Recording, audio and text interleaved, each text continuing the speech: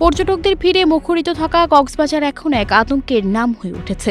কারণ এই সৈকতে ভেসে আসছে ভয়ঙ্কর বিষাক্ত সাপ ইয়েলো ভ্যালির সি প্রজাতির বিষধর সামুদ্রিক সাপ, যা বিশ্বের চতুর্থ বিষধর সাপের মধ্যে একটি। একবার কামড় দিলে বেঁচে ফেরার সম্ভাবনা নেই বললেই চলে। স্থানীয়রা জানান, এক সপ্তাহে জোয়ারের পানিতে 3টি সাপ ভেসে এলো। এর মধ্যে একটিকে পিটিয়ে মেরে ফেলেছে পর্যটকরা, বাকি 2টি সাপকে বালিচাপা দিয়েছে বিচ কর্মীরা।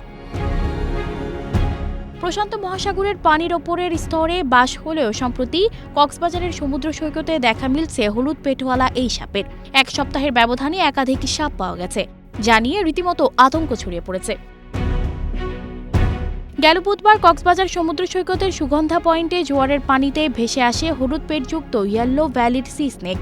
মে মাসের শেষের দিকে ভেসে আসে একই প্রজাতির আরও 2টি সাপ। এসব সাপ সচরাচর উপকূলে দেখা মেলে না, তবে সম্প্রতি কক্সবাজারের সমুদ্র সৈকত ছাড়াও কুয়াকাটা এমনকি হাতিয়াতে ওই সাপের দেখা মেলে।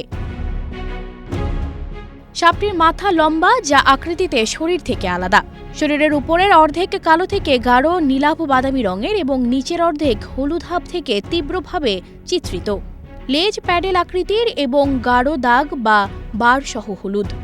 দেহের নিচের এই হলুদ রঙের জন্যই একে ইয়েলো ভ্যালিড নামে ডাকা হয়। মৎস্য ও প্রাণী সম্পদ মন্ত্রণালয়ের সচিব ও সমুদ্র বিজ্ঞানী সাইদ মাহমুদ বেলাল হায়দর বলেন, সামুদ্রিক সাপের মধ্যে হলুদ পেটের সামুদ্রিক সাপ সবচেয়ে বেশি ভয়ঙ্কর।